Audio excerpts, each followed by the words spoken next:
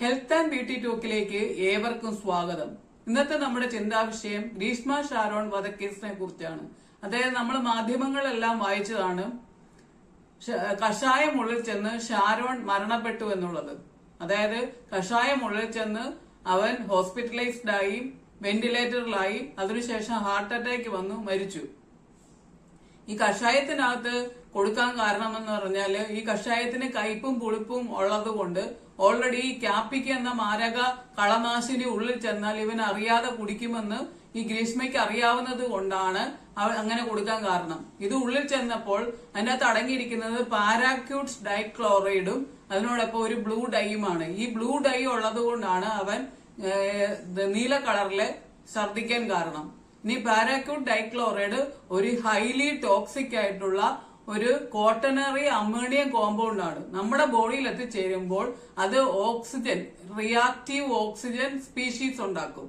ഈ സ്പീഷീസ് ഉണ്ടാക്കുന്നത് കൊണ്ട് നമ്മുടെ അവയവങ്ങളെല്ലാം നശിക്കപ്പെടും. അതായത് എല്ലാം ചുരുങ്ങിപ്പോകും. നമ്മുടെ വായിലോട്ട് അത് കഴിക്കുമ്പോൾ ഓറൽ ക്യാവിറ്റി, അതായത് വായു, അതിനുശേഷം ഈസോഫാഗസിന് ശേഷം ആമാശയം, ആമാശയത്തിന് ശേഷം സ്മോൾ ഇൻറ്റസ്റ്റൈനും ലാർജ് ഇൻറ്റസ്റ്റൈനും എല്ലാം ചുരുങ്ങി പോവുകയും അതിന്റെ പൊട്ടിപ്പോവുകയും അതിന്റെ ഉള്ളിലോട്ട് പോകുന്ന ഭാഗം എല്ലാം പൊട്ടലുണ്ടാകുകയും വീർപ്പുണ്ടാകുകയും വീക്കങ്ങൾ ഉണ്ടാകുകയും അതിനോടൊപ്പം അതിന്റെ ദശകളെല്ലാം പൊട്ടി പുറത്തു വരികയും ബ്ലീഡിംഗ് ഉണ്ടാവുകയും അങ്ങനെ ബ്ലഡിൽ മലത്തിലൂടെയും ബ്ലഡ് പോകാം, ഛർദ്ദിക്കുമ്പോഴും ബ്ലഡ് പോകാം, അങ്ങനെയെല്ലാം സംഭവിക്കാം. ഇതിനുശേഷം നമ്മുടെ കിഡ്നിയിലൂടെയും ലിവറിലൂടെയും എല്ലാം അത് കടന്നു പോകും. ലിവറിലൂടെ കടന്നു പോകുമ്പോൾ ലിവർ ഫംഗ്ഷൻ ടെസ്റ്റുകൾ എല്ലാം പരാജയപ്പെടും. അതായത് ലിവറിന് ബൈലും ബൈൽ സോൾട്ടും എല്ലാം കൂടുതലായിട്ട് ഉൽപ്പാദിപ്പിക്കപ്പെടുകയും ലിവർ നശിക്കുകയും അതിനൂടെ കിഡ്നിയിലോട്ട് പോയിട്ട് കിഡ്നിക്കും പ്രശ്നങ്ങൾ ഉണ്ടാക്കുകയും കിഡ്നി ഫംഗ്ഷൻ ടെസ്റ്റിന്റെ അകത്ത്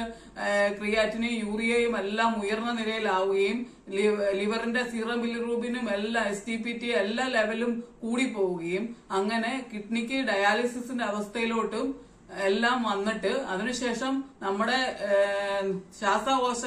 ശ്വാസകോശം നല്ലതുപോലെ ചുരുങ്ങി പോവുകയും ഓക്സിജനെ പുറത്തുനിന്ന് നമുക്ക് സ്വീകരിക്കാൻ വരാത്ത അവസ്ഥയും, അതായത് റിയാക്റ്റീവ് ഓക്സിജൻ സ്പീഷീസ് ഉണ്ടാക്കുന്നത് കൊണ്ട് ഓക്സിജനെ പോലും ശരിക്കും സ്വീകരിക്കാൻ വരാത്ത അവസ്ഥയിലോട്ട് വരികയും ലങ്സ് ചുരുങ്ങി പോവുകയും ലങ്സ് പല അറകൾ കൊണ്ട്, ആൽവിയോള എന്ന് പറഞ്ഞ പല അറകൾ കൊണ്ട് ഉൽപ്പാദിപ്പിക്കപ്പെട്ടിരിക്കുന്നതാണ് നമ്മുടെ ലങ്സ്. ആ ആൽവിയോളയെല്ലാം ചുരുങ്ങി പോവുകയും പുറത്തുനിന്ന് കൊടുക്കുന്ന ഓക്സിജൻ പോലും സ്വീകരിക്കാൻ പറ്റാതെ, കാരണം ഇവിടെ എല്ലാം ചുരുങ്ങിപ്പോയിരിക്കുക. ഈ ശ്വാസകോശത്തിന്റെ ബ്രോങ്കി, ട്രക്കി ഇതെല്ലാം ചുരുങ്ങി പോകുന്നത് കൊണ്ട് നമുക്ക് ഓക്സിജൻ പോലും നല്ലതുപോലെ സ്വീകരിക്കാൻ പറ്റാത്ത അവസ്ഥ, ആഹാരം ഈ പൊട്ടലെല്ലാം ഉള്ളത് കൊണ്ട് ആഹാരം കഴിക്കാൻ പറ്റാത്ത അവസ്ഥ, ഈ മൂക്കിലൂടെ ട്യൂബ് കടത്തി നമ്മുടെ ആമാശയത്തിനകത്ത് എത്തി ഫുഡ് കൊടുക്കാമെന്ന് വിചാരിച്ചാൽ പോലും അവിടെ എല്ലാം പൊട്ടിയിരിക്കുന്നതുകൊണ്ട് അതുപോലെ വേദനകൾ അനുഭവിച്ച് ജീവിച്ചിരിക്കുന്നു. അതായത് 80 to 90% ആൾക്കാര് ഒരു 15 ml ഉള്ളിൽ ചെന്നാൽ പോലും മരണപ്പെടും.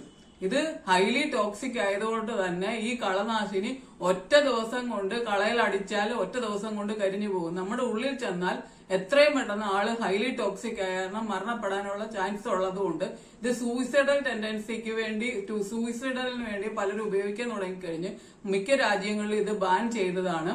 ഇത് നമ്മുടെ ഉള്ളിൽ ചെന്ന് കഴിയുമ്പോൾ ഈ പ്രശ്നങ്ങളെല്ലാം ഉണ്ടാക്കുന്നത് കൊണ്ട് നമ്മള് ഈ ലങ്സിന് ഓക്സിജൻ ലഭിക്കാതെ വരികയും, ലങ്സ് ആണ് നമ്മുടെ ബ്ലഡിനെ ശുദ്ധീകരിക്കേണ്ടത്. ലങ്സ് പ്രവർത്തനക്ഷമത ഇല്ലാതാവുമ്പോൾ നമ്മുടെ ഓക്സിജനേറ്റഡ് ബ്ലഡ് മറ്റ് അവയവങ്ങൾക്ക് ലഭിക്കാതെ വരികയും ഹാർട്ടിലോട്ട് ഓക്സിജനേറ്റഡ് ബ്ലഡ് ലഭിക്കാതെ വരുമ്പോൾ ഹാർട്ട് അറ്റാക്ക് ആയിട്ട് നമ്മൾ മരണപ്പെടുകയും ചെയ്യുന്നു.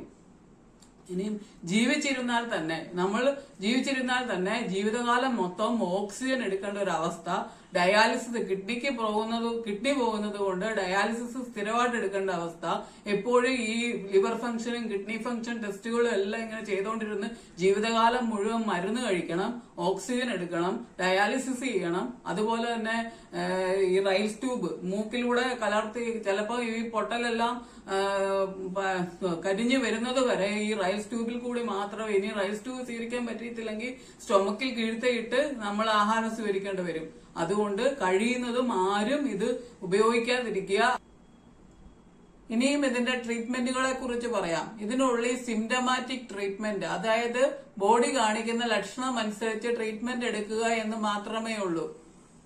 കാരണം ഇതിന് ഹൈലി ടോക്സിക് ആയിട്ടുള്ള ഈ കെമിക്കലിനെ നിർവീര്യമാക്കാനായിട്ട് ഒരു ആന്റിഡോട്ടും ഇതുവരെ കണ്ടുപിടിക്കപ്പെട്ടിട്ടില്ല. ഇത് പോയിസൺ ഉള്ളിൽ ചെന്നെന്ന് ആദ്യമായി മനസ്സിലാക്കിയിരുന്നെങ്കിൽ ഇനിമ കൊടുത്ത് അതിനെ വയറിളക്കി പുറത്തു കളയുകയോ ആക്ടിവേറ്റഡ് ചാർക്കോൾ കൊടുത്ത് ഇത് ആക്ടിവേറ്റഡ് ചാർക്കോൾ ഉള്ളിൽ ചെന്ന് ഈ പോയിസണിനെ അബ്സോർബ് ചെയ്ത് അത് പോകുന്നതനുസരിച്ച് ഈ പോയിസണിനും ഒരു പരിധിവരെ പുറത്തു പോയിരുന്നേനെ. പക്ഷെ പ്ലാന്റ് മർഡർ ആയതുകൊണ്ട് ഇവൾ ആന്റിഡോട്ട് ഇല്ല എന്ന് ഉറപ്പാക്കുകയും അതിനോടൊപ്പം മരണം നടക്കുന്നത് വരെ അവൾ പോയിസൺ കൊടുത്തു എന്നുള്ളത് വ്യക്തമാക്കുകയും ചെയ്യാതിരുന്നതിനാൽ ഈ ഷാരോണെ നമുക്ക് രക്ഷപ്പെടുത്താൻ സാധിച്ചില്ല.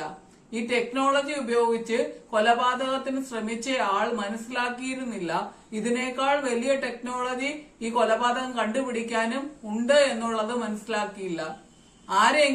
ആർക്കെങ്കിലും നമ്മളെ വേണ്ടാതായാൽ അവരെ നിർബന്ധിച്ച് കൂടെ നിർത്തുകയോ ആത്മഹത്യ ചെയ്യാൻ ശ്രമിക്കുകയോ അവരുടെ ജീവൻ അപായപ്പെടുത്താൻ ശ്രമിക്കുകയോ ചെയ്യാതിരിക്കുക. പകരം നമ്മൾ മാറി നിൽക്കുക. ഡൈവോഴ്സ്, വിവാഹത്തിന് ശേഷം ഡൈവോഴ്സിനേക്കാൾ നല്ലതല്ലേ വിവാഹം വേണ്ടാന്ന് വെച്ച് മാറി നിൽക്കുന്നത്? കമ്മലിട്ടവൻ പോയാൽ കടുക്കനിട്ടവൾ വരില്ലേ? പ്രേമിച്ച് കറങ്ങി നടക്കുമ്പോൾ ഒന്ന് ഓർക്കുക, നിങ്ങളുടെ വീഡിയോസും ഫോട്ടോസും അബ്സോർബ് ചെയ്യപ്പെടും. സന്തോഷിച്ചും സമാധാനത്തോടും ജീവിക്കുക, പക്ഷെ വിവേകം കൈവിടാതിരിക്കുക. നന്ദി, നമസ്കാരം.